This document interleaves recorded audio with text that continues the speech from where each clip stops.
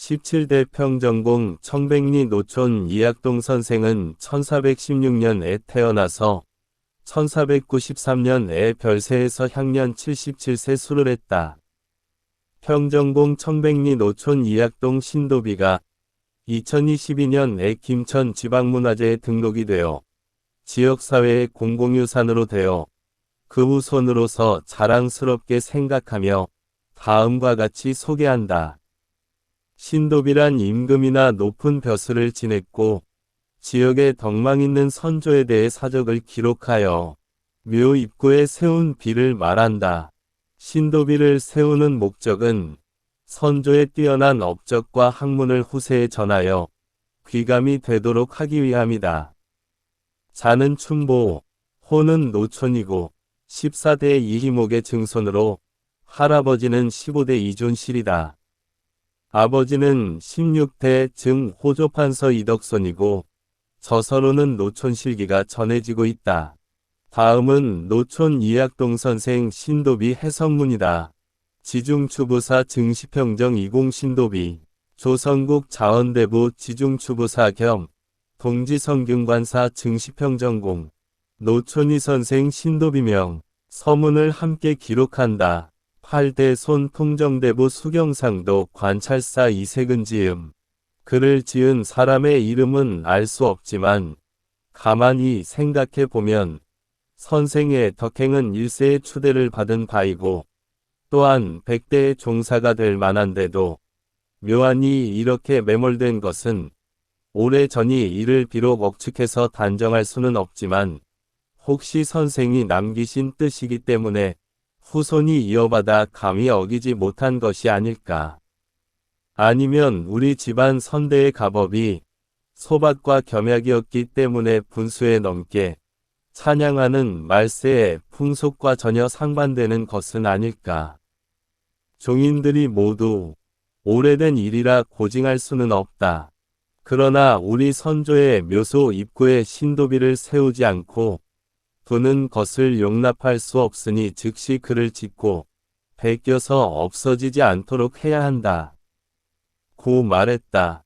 다만 불초가 재주가 없으니 어떻게 감히 감당하겠느냐고 여러 번 힘껏 사양했으나 어쩔 수 없어 마침내 부끄러움을 무릅쓰고 삼가 승낙하게 되었다. 그러나 수백 년간 제사를 지냈던 유적이 희미하게 되어버렸으니 실로 그 만분의 1이라도 형용할 길이 없었다. 오직 유림에서 전해 내려오는 것과 국가에서 관장하는 문서에 드러난 것을 가지고 당대의 여러 명공들이 사모함을 읊은 것을 후보에 실어놓은 기록들을 보니 한두 가지 위거할 만한 것이 있었다.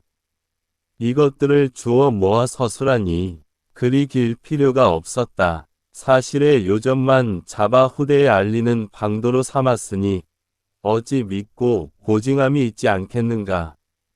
삼가 우리나라의 도학을 살펴보면 기자의 가르침이 쇠미하여 끊어졌다가 호은 정몽주에 이르러 비로소 환히 밝혀졌다. 야은 길제는 포은에게서, 김강호는 야은에게서 받았고 전필제 김종직은 가정에서 받아 한헌당 김굉필에게 전했으며 한헌당은 다시 정암 조광조에게 전했으니 이것이 연원의 대략이다. 선생과 전필제 및 조맥의 조이는 모두 같은 고을에서 태어나 도의를 맺고 사귀었다. 그들이 갈고 닦아 빛낸 것은 모두 포은과 야은이 전하고 한헌당과 정암이 받은 도였으니 조예의 깊고 낮음은 후하기 감히 입에 담을 일이 아니라 하더라도 일세의 선비들이 선생을 김종직과 조이 두 선생과 아울러 칭송하며 살던 곳에 서원을 세우고 경념이라고 편액을 한 것은 마땅한 일이 아니겠는가. 염계주돈이 주부자는 당시에 살았던 사람들이 그의 정사와 관직의 업적만 보고 어떤 사람은 신선의 풍모와 도기가 있다고 칭찬하기도 했고 어떤 사람은 진이와 같은 부류가 아닐까 의심하기도 하였다. 그러나 유독 정태중만은 그 학문이 깊다는 것을 알았으니 심하구나. 사람이 학문을 알아보기 어려움이여. 전필제는 일찍이 선생을 깊이 사모하였는데 시를 지어 찬미하기를 공이야말로 시서의 진정한 영수라고 하였다. 아, 옛 현인들의 시어는 아무리 한 글자 반 구절이라 하더라도 정확하고 사실에 부합하여 전혀 헛되이 과장하거나 지나치게 넘치는 말이 없기 때문에 시사라고 했으니 선생의 전필제는 주부자 주렴계의 정태중이 아니겠는가. 구보에도 또한 태어나면서부터 학문의 뜻을 두고 경전에 두루 통달했다. 고 하였고 또 덕행과 문예가 유림의 으뜸이라고 하였으니 선생이 박학하고 경전에 통달하여 유림으로부터 영수로 추앙받았음을 대략 알 수 있다. 숙종이 제위 중에 국조의 여지에 다소 누락되고 소략한 점이 있어 여러 유신들에게 명하여 거듭 더하여 편찬하게 하였는데 탐나에 대한 각조에 이렇게 씌어 있다. 선생이 일찍이 목사로 있다가 돌아오게 되었을 때 채찍 하나만을 갖고 있었는데 잠시 뒤에 말하기를 이것 역시 섬의 물건이다고 하면서 관아에 누각에 매달아 놓았다. 오랜 세월이 지나 채찍이 떨어지자 고을 사람들이 그 광경을 그림으로 그려 사모의 뜻을 나타냈다. 배가 바다 한가운데 도착했을 때 갑자기 기우뚱하면서 휘돌아 위험한 지경에 빠지자 선생이 위심하며 말했다. 나는 전혀 사심을 행하지 않았으나 혹시 망류 중에 속인 사람이 있어 신명이 나를 깨우쳐 주게 된 것이 아닐까. 과연 몰래 가져온 갑옷 하나가 있었다. 일이 이렇게 된 것은 당신 역시 얼음 같은 지조를 더럽히고 싶지 않아서 마침내 사실을 알려주었기 때문이었다. 갑옷을 던지라고 명하자 이윽고 파도가 잠잠해져 배가 떠나게 되었다. 지금은 그곳을 투가변이라고 부르는데 고을 사람들이 사당을 세우고 제사를 지낸다. 선생께는 이것이 다만 작은 일에 불과하지만 또한 평소 수양하는 바의 한 단서를 볼 수 있는 일이다. 구보의 타고난 작품은 관대하고 후덕하며 마음을 다잡는 것이 굳세고 확고하여 거디 화려한 것을 좋아하지 않고 산업을 경영하지 않았다. 성품 또한 강직하고 단정하여 남에게 구차스럽게 간청하지 않았다. 평생 청렴하고 신중하여 사람들이 지목하여 시비를 따지지 않았으니 진실로 유덕한 군자였다. 고 하였다. 화평부원군 윤필상과 같은 분들이 사모하며 시를 읊기를 한 조각 맑은 얼음이 옥호에 담았다. 고 하였고 맑고 깨끗한 회포 옥호와 같네. 라고도 하였으며 마음은 물과 달 같고 절개는 소나무와 대나무 같다. 고도 하였고 밝은 달과 얼음 항아리, 옥수의 맑은 향기 라고도 하였으니 선생의 기상과 마음을 엿볼 수 있다. 이것은 황상곡이 주렴계를 찬미하여 깨끗한 마음이 시원한 바람과 맑은 달 같다. 고 했던 말과 천년 뒤에 똑같이 들어맞은 일이다. 사가 서거정은 간관으로 지금 다시 현명한 인재를 얻었다. 고 읊었고 충정공 홍응은 씨의 근본의 계책을 버려 봉사를 올리고 충언을 다하여 임금을 모시니 작품은 문무를 겸전하여 웅대한 도략 펼치네. 라고 하였다. 전필제의 시 또한 문무의 재주를 갖추고 덕도 겸했으니 시와 예를 군율로 삼는 것 외거리랴. 백관의 반열 중 3달존 지녔으니 묘당에서 재상을 구한다면 시로는 응당 그대를 세우리라. 라고 하였다. 선생의 충언과 고전 위로는 한 시대를 건지고 임금을 바르게 하였고 제덕을 겸비하여 중망은 상봉이 될 만했으며 이름과 공업을 떨친 것이 크고 흥성하여 나라의 충성스런 신하가 되었던 것이다. 조신의 소문세록에는 나이가 들었다는 이유로 물러나 고향에서 살면서 유유히 논일며 일생을 마쳤다. 고하였는데 선생의 출처와 맑은 덕, 아망은 한 시대의 길이는 바가 되었다는 것을 다 말해준다. 부음을 들은 임금이 몹시 슬퍼하며 치제하게 하면서 유시하였다. 타고난 작품은 단정하고 근엄했고 지성은 순수하고 솔직했으며 나가서 백리의 땅을 맡으니 치적이 제일이라는 칭송을 듣고 한 지방을 선화하니 이내가 감당에 남았다. 일찍이 사간원의 대사관이 되었을 적에 실로 장려와 보필로 힘입어서 내가 가상히 여기고 덕이 있다고 생각하여 장차 자급을 더해주려 하였는데 하늘이 어찌 도와주지 않아 이 지경에 이르렀는가. 그대의 부음을 들으니 더더욱 통탄스럽고 애석하구나. 평정이라는 시호를 내려주었는데 시법의 일을 집행함에 절제 있음을 평이라 하고 부드러운 덕으로 많은 사람을 편안하게 하는 것을 정이라 한다.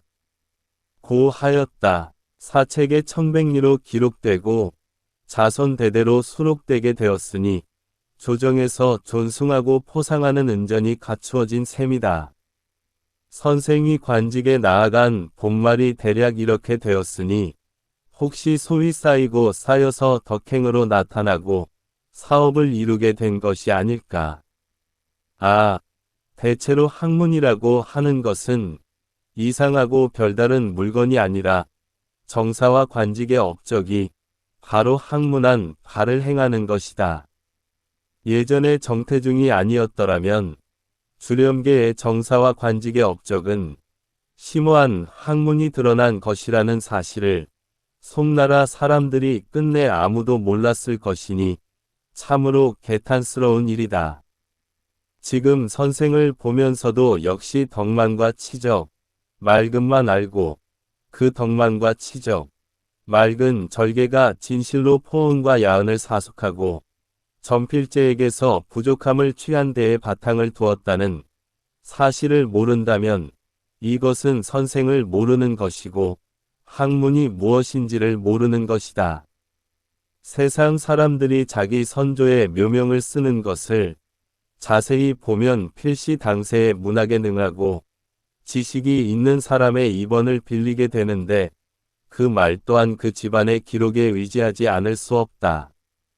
만약 전필제와 같은 명공들처럼 문학과 지식이 뛰어나고 선조의 행위와 사업을 처음부터 끝까지 익히 목격한 사람을 얻어 집안의 기록에 의하지 않고도 스스로 말을 만들고 명을 짓는다면 더더욱 훌륭하고 믿을 만할 것이니 조상을 존숭하고 선조를 소중히 하는 뜻에 어찌 유감이 있겠는가.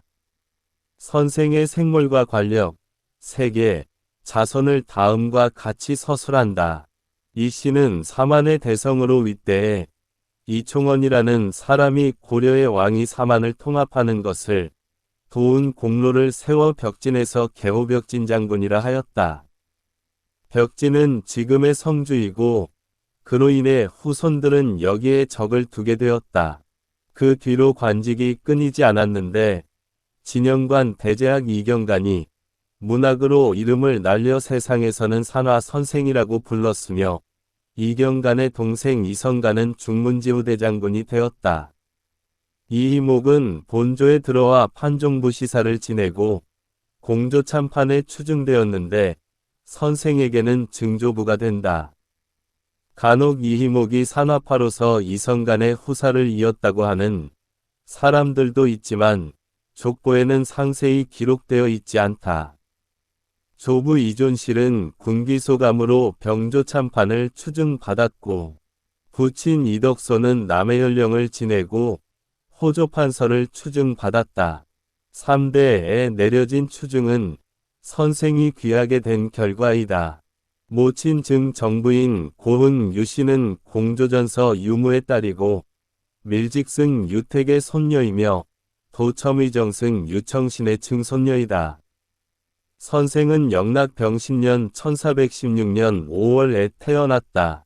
이름은 약동이고 자는 춘보다. 정통 신유년 1441년에 진사가 되었고 경태 신미년 1451년에 증광문과에 합격하였다.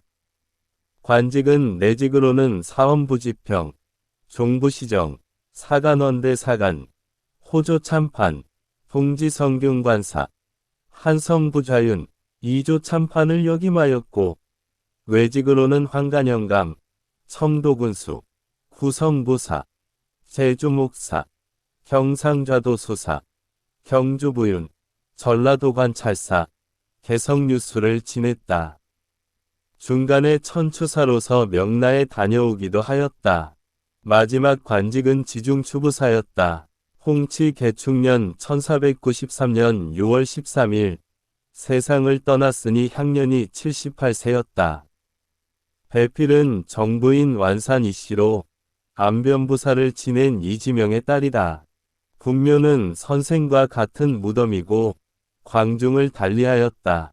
아들 셋과 딸 넷을 두었다. 아들 이경원은 첨지, 이승원은 통정이었고 이소원은 문과에 합격하여 좌랑을 지냈다. 딸들은 상장군 김순성, 여윤성, 사직 김예강, 형감 강효손에게 출가하였다. 손자부터 지금까지 10대를 넘었는데 다 기록할 수 없으므로 그중 가장 현달한 사람만을 뽑아서 적는다.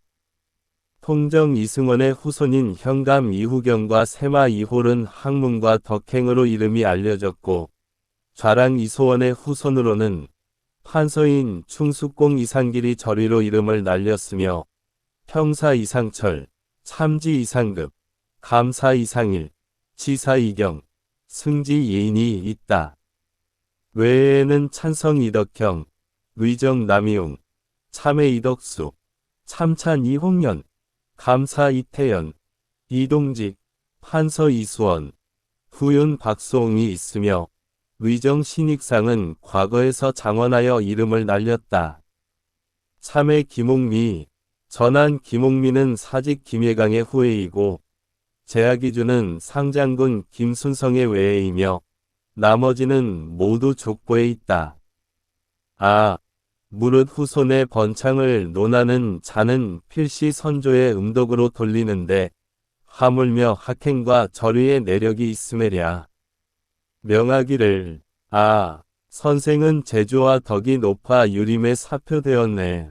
얼음과 황병나무에 맑은 절조 채찍 두고 갑옷 던지니 이름은 남쪽 땅에 매이고 지위와 명망 더욱 높았네. 임금의 돌봄 융숭하여 이미 정경에 올랐고 장차 정승에 오르려는데 나이 늙었다고 물러나 옛 동산에 살았으니저 토구가 떠오른다네. 하루의 마을은 영남의 남쪽에 있어 우리나라의 추로이니 전필제와 매개와 더불어 도의로 벗이 되었네. 서로 따르며 성리를 군구하니 선비들 법도로 삼고 아울러 제사도 지내네. 보잘것없는 후손은 어진 선조 계심이 즐거운데 과분하게 영남에 도백되어 묘소에 절하게 되었으니 말씀 직접 듣는 듯 추모의 마음 더하네. 산천은 완연하고 송백은 위구한데 진화는 사람 예를 갖출 테니 하물며 후손이매랴. 묘소 쓸고 제전 드림을 영구히 하기 위해 종인들이 회의하여 옥돌 다듬어 세우고 명을 써 후대에 알리니 선조의 공업 이어가기 바란다. 숭정 갑신년 후 두 번째 계묘년 1723년 12월 선생의 장자 첨지공의 현손 이산울이 효도와 학문으로 이름나 신증동 궁녀지 승남에 자세히 실려 있는데 이색은 이 글을 지을 때는 미처 알지 못했다가 이제야 종인들의 말을 듣고 알게 되어 추계하여 왼쪽에 새기게 되었다. 종손 이주보는 선생의 10대손인데 선대의 엄적을 잘 지켰으니 그 또한 가상하다. 신도비의 글씨는 선생의 외원손 밀양 박익령의 글씨이다. 2023년 9월 25일 평정공 청백리 노촌 이학동의 14대 후손 승지공 덕명 이선동 동영상 편집